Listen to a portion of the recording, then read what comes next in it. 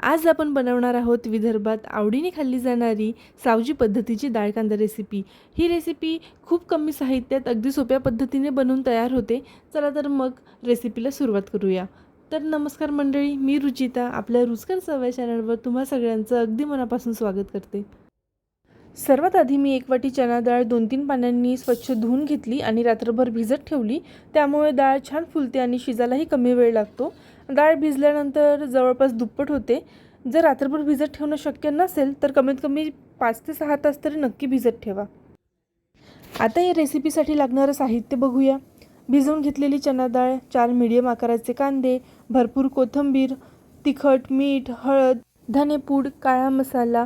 ही सावजी पद्धतीची रेसिपी असल्यामुळे मी तिखट थोडं जास्तच घेतलं आहे, म्हणजे भाजीला छान झणझणीत चव येते। तुम्ही तुमच्या आवडीनुसार तिखट कमी जास्त करू शकता। तसेच फोडणीसाठी जिरं, मोहरी आणि काही खडे मसाले देखील घेतले आहे।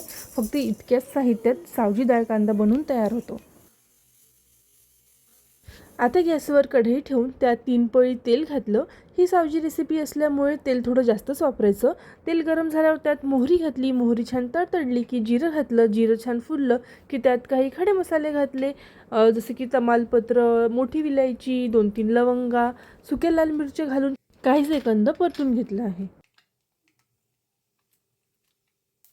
आता यामध्ये बारीक चिरलेला कांदा घातला। कांदा खूप जास्त ब्राऊन होईपर्यंत किंवा जळल्यासारखा होऊ द्यायचा नाही, हलका सोनेरी रंग येईपर्यंत परतून घ्यायचा आहे। आता त्यावर झाकण ठेवून 2 ते 3 मिनिटं शिजू द्या, त्यामुळे कांदा वाफेत छान मऊ होतो। पुन्हा झाकण काढून परतून घ्या। आता चवीनुसार मीठ घाला, मिठाने कांदा लवकर मऊ होतो।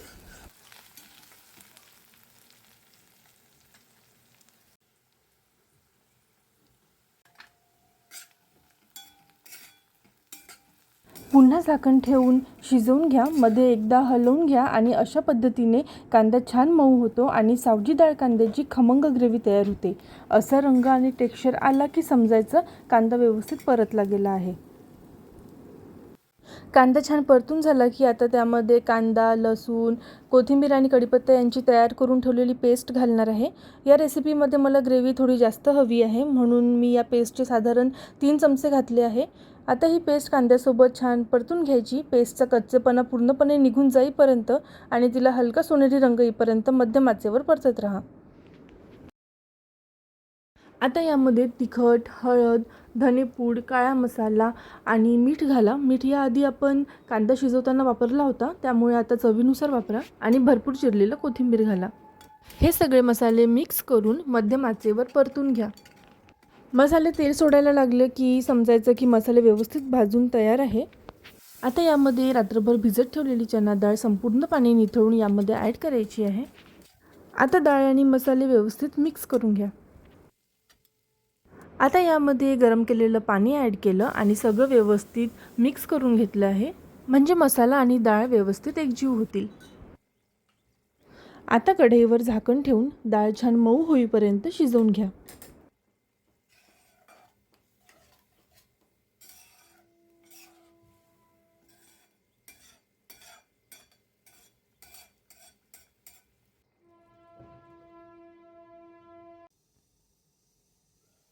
साधारण 10 मिनिटांनंतर झाकण उघडून डाळ एकदा चेक करून बघा। जर डाळ पूर्ण शिजली नसेल आणि रसा जास्त घट्ट वाटत असेल तर आवश्यकतेनुसार थोडंसं गरम पाणी घालून कन्सिस्टन्सी ॲडजस्ट करा। आता पुन्हा एकदा छान मिक्स करून डाळ पूर्णपणे शिजवून घ्या। आता तुम्ही बघू शकता आपली सावजी डाळ कांदा किती छान शिजली आहे। डाळ मस्त मऊ झाली आहे, मसाला पण छान एकजीव झाला आहे आणि ग्रेव्हीची कन्सिस्टन्सी ही अगदी परफेक्ट आहे। वरून छान तेलही सुटलं आहे, त्यामुळे भाजी आणखी खमंग दिसत आहे। आता आपली झणझणीत सावजी डाळ कांदा सर्व करण्यासाठी अगदी रेडी आहे। आज दुपारच्या जेवणासाठी मी ही सावजी डाळ कांदा बनवली होती। चला तर आता प्लेटिंग करून घेऊया। एका बाउलमध्ये गरमागरम सावजी डाळ कांदा घेतली। ही भाजी झणझणीत असल्यामुळे सोबत थोडासा आंबट गोड साखर आंबा घेतला आणि वरून थोडंसं तूप, त्यानंतर आवडीनुसार सॅलेड आणि गरमागरम चपाती। अशा साध्या पण अतिशय चविष्ट जेवणाचा मनसोक्त आनंद घेतला। तुम्ही ही रेसिपी नक्की करून पहा आणि कशी वाटते ते कमेंटमध्ये जरूर सांगा। पुन्हा भेटूया अशाच छानशा रेसिपीसोबत। तोपर्यंत आनंदी राहा आणि रुचकर पदार्थ खात राहा। धन्यवाद।